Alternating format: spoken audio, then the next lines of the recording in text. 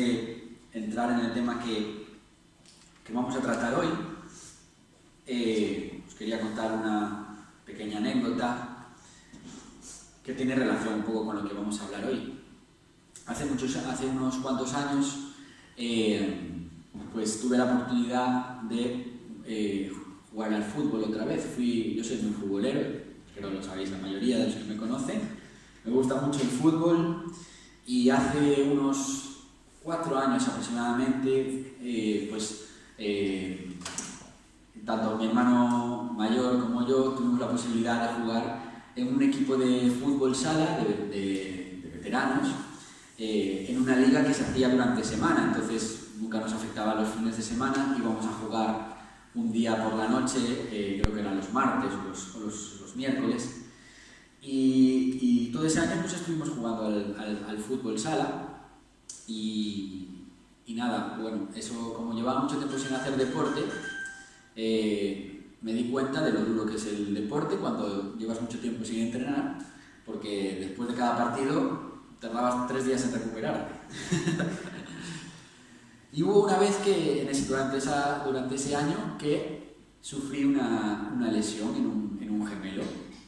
Entonces tuve como una especie de pequeña rotura en las fibras del gemelo, y entonces una de las recomendaciones del fisioterapeuta, porque había tenido mucho dolor, entonces había ido al fisioterapeuta para ver lo que era, fue pues que comprara una media de compresión. Y entonces fui a la farmacia a comprar la media de compresión. Y el recuerdo que tengo de la media compresión no es muy positivo, la verdad. No sé si alguna vez os habéis puesto una, pero cuesta muchísimo colocársela, porque es muy difícil de colocar. Hay que hacer un esfuerzo bastante grande para colocar la media, y el tema es que una vez puesta, la media realmente comprime, va muy ceñida. Entonces, por un lado, tienes el esfuerzo de colocártela, pero luego tienes el beneficio de una vez puesta, pues esa compresión que hace, pues ayuda a proteger un poco el músculo y a cargarlo menos, y entonces a disminuir luego el riesgo de la lesión. Pero si bien recuerdo algo de esta media de compresión, que luego nunca más lo tuve que volver a utilizar, es lo ceñida que se queda, ¿no? Lo ceñida que se queda. Imagino que vosotros, pues no sé si habrá sido con alguna media de compresión, pero seguramente tengáis el recuerdo de alguna prenda que habéis tenido que en algún momento de vuestra vida poneros, y que os haya quedado muy ceñida a vuestro cuerpo, ¿verdad? Entonces, como veis, estoy hablando de esta expresión de ceñir, ¿verdad? Ceñir, o podemos decir también vestirnos, ¿no? Eso es una expresión que la encontramos bastante, la expresión ceñir o vestirse, en el Nuevo Testamento. Y obviamente es un concepto que tiene un significado a nivel espiritual, ¿no? Entonces, hoy vamos a estar meditando un poco en esta expresión y en algunas cosas más. Y os invito a que abráis la Biblia en 1 Pedro, capítulo 1. Vamos a leer 3 versículos, del 13 al 15, y vamos a meditar hoy un poco sobre estos versículos. Dice 1 Pedro, capítulo 1, versículo 13, dice: por tanto, ceñid los lomos de vuestro entendimiento, sed sobrios y esperad por completo en la gracia que se os traerá cuando Jesucristo sea manifestado. Como hijos obedientes, no os conforméis a los deseos que antes teníais estando en vuestra ignorancia, sino, como aquel que os llamó es santo, sed también vosotros santos en toda vuestra manera de vivir. Muy bien, este es el texto en el que vamos a meditar hoy. Y antes de entrar de lleno en el primer versículo, vamos a hablar brevemente de la carta de Pedro. esta primera carta del apóstol Pedro, pues precisamente fue escrita por el apóstol Pedro. Se cree que fue escrita aproximadamente entre el año 64 y 65 después de Cristo. Y se cree que también fue escrita, no se sabe a ciencia cierta, pero se cree que fue escrita por Pedro estando en Roma. Estando en Roma, donde los cristianos ya estaban sufriendo una gran persecución. Además, se cree que fue escrita en medio de una persecución a los cristianos, pero que fue previa a una persecución aún más fuerte iniciada por el emperador romano Nerón. Esta persecución que fue iniciada por Nerón, que fue especialmente dura y muy cruel con los creyentes, y que no solo se extendió por Roma, sino que se extendió por diversos puntos del Imperio Romano. De hecho, vemos que la audiencia a la que el apóstol Pedro escribe es para los expatriados, los creyentes que estaban en Ponto, Galacia, Capadocia, Asia y Bitinia, que son diferentes puntos geográficos de lo que hoy equivaldría a la actual Turquía, ¿vale? Entonces, hablando un poco acerca del tema de lo que Pedro va a tratar en esta carta, como bien sabéis, Pedro había sido uno de los 12 apóstoles, uno de los más cercanos a Jesús, y Jesús había preparado a los apóstoles, y entre ellos especialmente a Pedro, para las persecuciones que iban a sufrir después de que Jesús ascendiera al cielo. Pues Jesús había preparado a los apóstoles y a Pedro para estas persecuciones que ellos iban a sufrir por causa de la fe y de Jesús, ¿no? Tal y como Pedro había sido enseñado, ¿verdad?, por Jesús en este aspecto. En Juan capítulo 16, Jesús les dice a los apóstoles: os expulsarán de las sinagogas, y aún cuando os mataren pensarán que están rindiendo servicio a Dios. Jesús ya les había avisado. Y entonces Pedro, consciente de esto que estaban viviendo, es usado ahora por Dios para animar y exhortar a la iglesia perseguida. Precisamente por esto vemos que el propósito de esta carta es enviar un mensaje de ánimo y aliento a los creyentes debido a las persecuciones y a las pruebas que estaban sufriendo por causa de Cristo. ¿Qué les va a decir Pedro? Pedro les va a transmitir a los creyentes a los que les escribe la carta la importancia de vivir de una manera triunfal en medio de la hostilidad, sin abandonar la esperanza, sin amargarse, sin perder la fe en Cristo y con los ojos puestos en la segunda venida de Jesús. Entonces, Pedro hace especial énfasis en esa esperanza que tenemos los creyentes en Jesús y en cómo debemos comportarnos, cómo debemos vivir para salir victoriosos en medio de situaciones hostiles o de situaciones de dificultad o persecución. Ese es, a grosso modo, el contexto y el tema de esta carta. Y entrando en el primer versículo que hemos leído, pues como hemos leído antes, dice: por tanto, ceñid vuestros lomos de vuestro entendimiento. Vamos a meditar ahora un poquito en esta expresión: ceñid vuestros lomos de vuestro entendimiento. Como vemos, el apóstol Pedro usa esta expresión, ¿verdad?, que es ceñir. La palabra ceñir se define como rodear, ajustar o apretar la cintura, el cuerpo, el vestido u otra cosa. Es una expresión en la cual, como sinónimo, también en las cartas del Nuevo Testamento, vemos una expresión que es sinónima a esta expresión de ceñir, que es vestíos. Y es una expresión que leemos en algunas cartas del apóstol Pablo. Por ejemplo, en Romanos 13 leemos lo siguiente: vestíos del Señor Jesucristo y no proveáis para los deseos de la carne. En Efesios leemos: vestíos del nuevo hombre, creado según Dios en la justicia y santidad en la verdad. En Efesios 6:11 se nos dice, el apóstol Pablo dice: vestíos de toda la armadura de Dios para que podáis estar firmes contra las asechanzas del diablo. En Colosenses también leemos: vestíos pues como escogidos de Dios, santos y amados, de entrañable misericordia, de benignidad, de humildad, de mansedumbre, de paciencia. En Colosenses 3 también leemos: sobre todas estas cosas, vestíos de amor, que es el vínculo perfecto.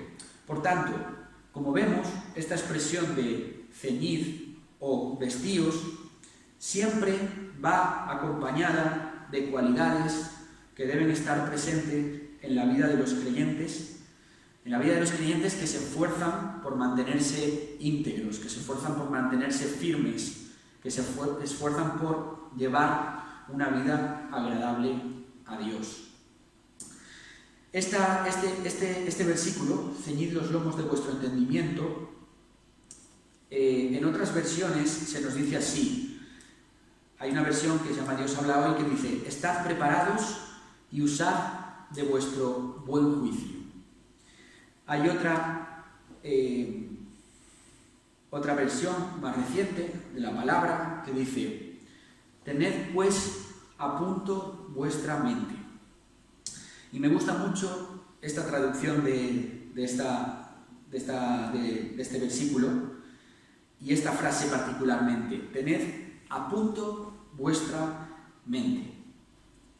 Lo cierto es que cuando hablamos de lo que es la mente humana, sin duda podemos estar de acuerdo en que la mente humana es fascinante, porque Dios ha dotado al hombre de algo que ningún otro ser vivo en la tierra puede igualar.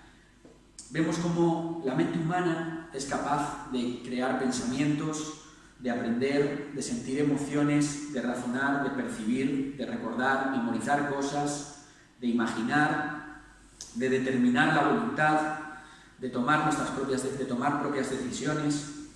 Hay muchos procesos que ocurren en nuestra mente y que a día de hoy no se tiene una explicación. Cosas como, por ejemplo, por qué soñamos, o cosas como, por ejemplo, cómo somos capaces de almacenar y guardar recuerdos en la memoria. En cuanto a los pensamientos, hay varias fuentes que coinciden que al día tenemos entre 60.000 y 70.000 pensamientos por día.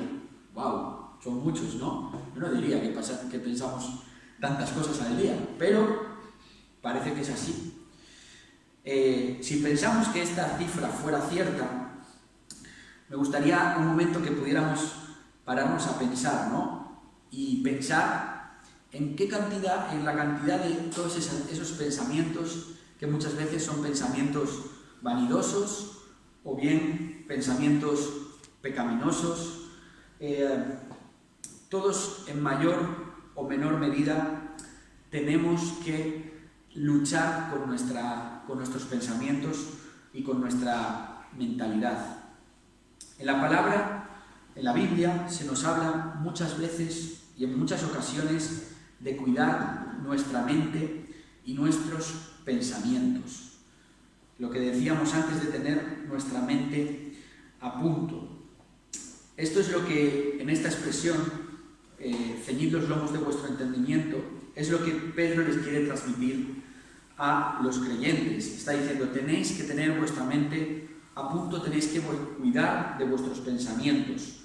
En Romanos 12:2 también se nos dice, el apóstol Pablo dice ahí que no os conforméis a este siglo, sino transformaos por medio de la renovación de vuestro entendimiento, para que comprobéis cuál sea la voluntad de Dios, agradable y perfecta.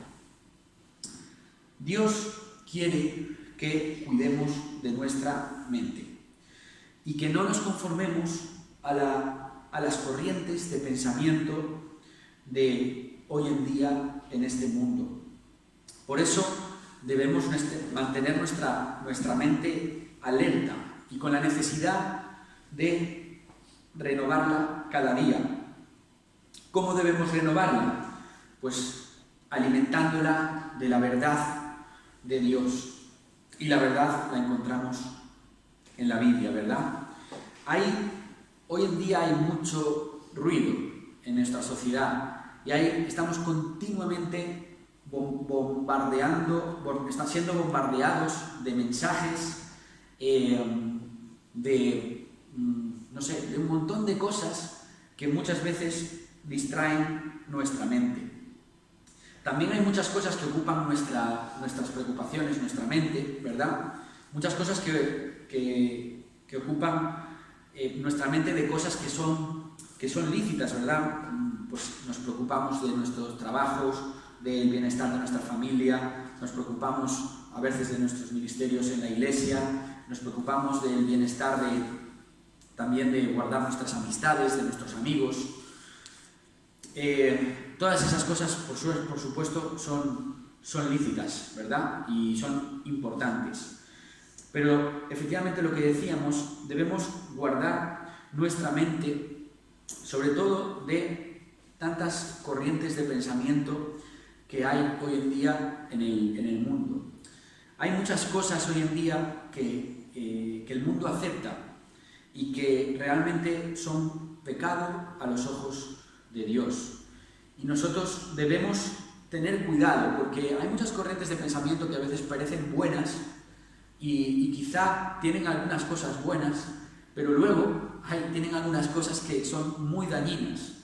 Y es muy fácil que se nos vayan introduciendo poco a poco en nuestro subconsciente, ¿verdad? Y entonces es ahí a veces cuando permitimos que estas cosas entren en nuestra mente, cuando luego empezamos a relativizar cosas que, como bien hemos dicho, cosas que a veces no son agradables a los ojos de Dios. Y tenemos que tener cuidado en relativizar cosas que realmente no agradan a Dios, o bien en justificar cosas que no agradan a Dios, ¿verdad? Generalmente nuestra forma de pensar es la que luego determina cómo actuamos, ¿verdad? Y el problema aparece cuando nuestro pensamiento no está en consonancia con las verdades de la palabra de Dios, porque luego nos llevan a cometer acciones que están fuera de lo que es la voluntad de Dios. Por tanto, debemos ser cuidadosos, ¿no? Y alinear nuestra mente con las cosas que Dios nos enseña en su palabra. Por tanto, debemos emplear tiempo en leer la Biblia, y no solo en leerla, sino que también en meditarla. No es lo mismo leer que meditar. Y no es fácil meditar. Lo fácil es leer y pasar por alto. Meditar lleva más tiempo. Meditar quiere decir que es leer un texto y luego, por así decir, masticarlo, pensar en él, y es algo que conlleva un esfuerzo, ¿verdad? Pero también luego el esfuerzo de meditar también trae bendición a nuestra vida, porque obviamente sabemos que el Señor nos habla a través de su palabra. El salmista decía: en tus mandamientos meditaré, consideraré tus caminos, me regocijaré en tus estatutos, no me olvidaré de tus palabras. Por tanto, pidamos a Dios que nos ayude, ¿verdad? Nos dé sabiduría y discernimiento para distinguir lo que es bueno y lo que es malo, y para andar rectamente en el mundo donde vivimos. Por tanto, vamos a vestir nuestra mente, vamos a ceñir nuestra mente de la verdad. A continuación, en este mismo versículo, leemos la siguiente expresión: sed sobrios. Sed sobrios. Y vamos a hablar un poquito ahora de lo que significa ser sobrios. Ser sobrios, podríamos decir que es un sinónimo de lo que es el dominio propio, lo cual sabemos que el dominio propio, como se nos menciona en Gálatas capítulo 5, es uno de los frutos del Espíritu Santo. Alguien sobrio es alguien que es razonable, alguien que es moderado, alguien que es prudente. Ser sobrio significa ser equilibrado. Es aquel que tiene una mente sana, una mentalidad sana, y que además no solo tiene una mente sana, sino que eso le lleva a adoptar una actitud adecuada y una conducta prudente ante las circunstancias de la vida. Ser sobrio también significa abstenerse de cosas que puedan ser dañinas tanto para la mente como para el cuerpo. Y este término, el término de sobriedad, también lo podemos encontrar en otras partes de la palabra, de la Biblia. Por ejemplo, en Tito capítulo 2, donde Pablo le dice a Tito: renunciando a la impiedad y a los deseos mundanos, vivamos en este siglo sobria, justa y piadosamente. Por tanto, la sobriedad, el ser sobrios, es una cualidad que, entre otras muchas, debe caracterizar la vida de cada creyente, ya que el ser sobrios tenemos que pensar que tiene que ver directamente con nuestro testimonio, ¿verdad? Con nuestras acciones, con nuestra conducta. Tiene que ver con la forma en la que el mundo nos ve, en la forma en la que nos mostramos al mundo, pero también en la forma que nos comportamos cuando nadie nos ve, ¿vale? La sobriedad es algo que tiene que estar presente en cada situación de nuestra vida, y tanto en el testimonio que damos a los demás como cuando estamos solos en nuestra habitación. Tenemos que ser sobrios en cada situación de nuestra vida, y además en cada aspecto de nuestra vida, a nivel físico, a nivel mental, a nivel social, con nuestras amistades, a nivel laboral, en nuestros trabajos. El ser sobrio, el ser razonable, el ser moderado, el ser prudente, el ser equilibrado, todas ellas son cualidades que como creyentes debemos trabajar en nuestra vida. O sea que la sobriedad es otra cualidad que aquí el apóstol Pedro les está diciendo a esos creyentes que estaban en momentos de sufrimiento, ¿verdad?, de persecución. Le está diciendo de la importancia también de mantenerse sobrios, ¿verdad? A continuación, después de esta expresión de ser sobrios, el versículo 13 dice: esperad por completo en la gracia que se os traerá cuando Jesucristo sea manifestado. Y vemos cómo Pedro, al igual que Pablo también en otras cartas, exhorta a los creyentes de la iglesia primitiva a poner su esperanza en Jesús y en su venida. Algo a señalar en este versículo es que el versículo empieza con un por tanto, ¿vale? Eso quiere decir que antes hay también un mensaje importante a tener en cuenta, y en los primeros versículos, si queréis lo podéis leer en casa, cuando queráis, pero en los primeros versículos del 3 al 12, el apóstol Pedro comienza recordándoles, empieza como una alabanza esta carta, en donde el apóstol Pedro está alabando al Señor, pero a la misma vez haciéndoles recordar a los creyentes a los que le escribe de esa esperanza que tenemos, que es una esperanza viva, que es una esperanza que no está puesta en algo efímero o en algo que ya no existe, sino que nuestra esperanza está depositada en un Dios vivo y en un Jesús que ha resucitado, ¿verdad?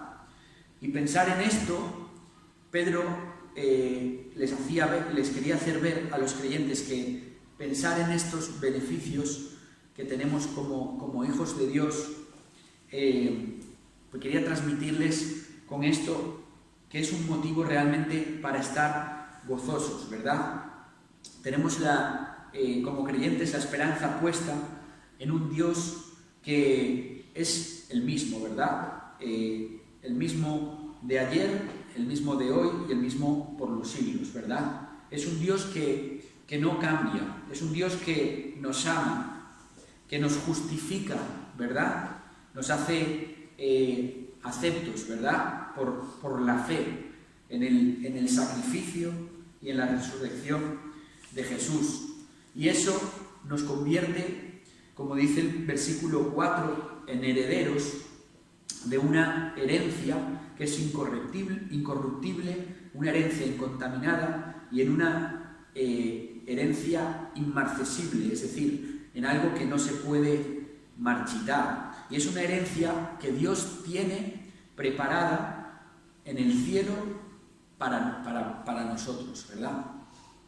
O sea que es una esperanza realmente preciosa la que tenemos como creyentes, ¿verdad? Y esto es lo que el apóstol Pedro les pretendía recordar. Estáis pasándolo mal, estáis en aflicciones, estáis en pruebas, quizá tengáis que seguir sufriendo, quizá vais a tener que entregar incluso vuestra propia vida, pero la esperanza está viva, ¿verdad? Y nadie nos puede quitar esa esperanza. Y plenamente confiados, ¿verdad?, en Dios, porque Dios en algún día hará que esa esperanza que tenemos en Él va a ser realidad. Tenemos la confianza en un Dios que cumple lo que promete, ¿verdad? El siguiente versículo dice, 1 Pedro, capítulo 1, versículo 14, dice: como hijos obedientes, no os conforméis a los deseos que antes teníais estando en vuestra ignorancia.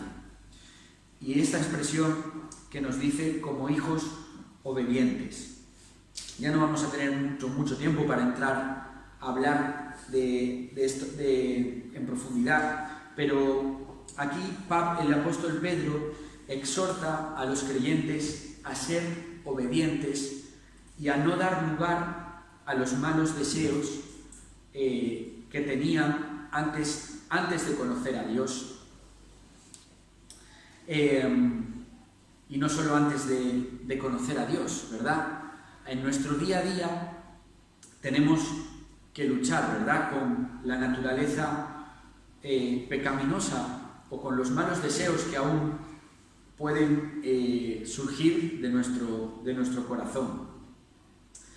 Y como cantamos muchas veces en la canción, la obediencia es la mejor muestra de adoración a nuestro Dios. La obediencia no se muestra con palabras, sino que la mostramos con nuestros hechos. Hay una frase que me gusta mucho de un predicador que ahora está muy presente en redes sociales y en YouTube, se llama Itiel Arroyo, seguro que muchos lo conoceréis, pero tiene una frase que cuando la escuché me gustó mucho y me impactó, y él dice que Dios no bendice nuestras intenciones, bendice nuestra obediencia.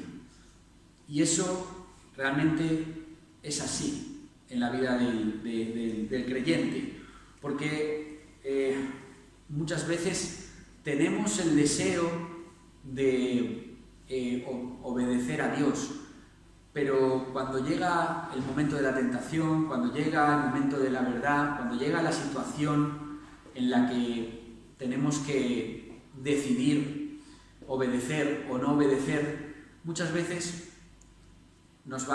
caemos, ¿verdad? Fracasamos. Y en cierto modo, pues no pasa nada, porque Dios nos perdona. Dios nos perdona si nos arrepentimos genuinamente y de verdad. Pero lo que sí quizá nos perdemos cuando no obedecemos, nos perdemos las bendiciones que Dios puede tener preparadas para el creyente que realmente obedece, ¿verdad? Y entonces, cuando hablamos de obediencia, muchas veces pensamos directamente en qué cosas son las que agradan a Dios y qué cosas son las que no agradan a Dios. Y es un concepto que probablemente no esté mal, pero la obediencia a Dios debe ir más allá de cumplir con unas leyes o unos mandamientos. No obedecemos a Dios porque Dios quiere que lo obedezcamos, o por lo menos ese no debería ser nuestro principal objetivo y motivación. Obedecemos a Dios porque le amamos. El amor a Dios es lo que nos va a llevar una vida realmente de obediencia a Dios. Y simplemente porque cuando amamos a alguien nos duele mucho el hecho de decepcionarle, ¿no? Yo me acordaba situaciones quizá en mi noviazgo con Rebe, y qué mal se siente uno cuando de alguna manera le decepcionaba, ¿no? Y eso es así, ¿por qué? Por el amor que yo le tengo y le tenía a ella, ¿no? Cuando amamos a alguien, procuramos no decepcionarle, procuramos agradarle. Y de la misma manera es en nuestra relación con Dios, ¿verdad? Amamos a Dios y debemos trabajar porque ese amor por Dios siga creciendo, esa llama, ese fuego en nuestro corazón, pues tenemos que trabajar para que cada día aumente, ¿verdad? Y en la misma medida que nuestro amor por Dios aumente, también lo va a hacer la obediencia, simplemente porque le amamos, porque queremos agradarle y queremos cumplir su voluntad. Y sin duda tenemos que tener claro que Dios va a bendecir nuestra obediencia. Y en el último versículo se nos dice, en el último versículo que estamos hablando hoy, versículo 15 dice: «Sino, como aquel que os llamó es santo, sed también vosotros santos en toda vuestra manera de vivir». Y esto, leyéndolo así, de buenas a primeras, dice: «Wow, el listón está muy alto, ¿verdad? El listón está muy alto». Porque se nos dice como aquel que os llamó es santo, es decir, Dios es santo, Dios es perfecto, ¿verdad? La palabra santo significa apartado, ¿verdad?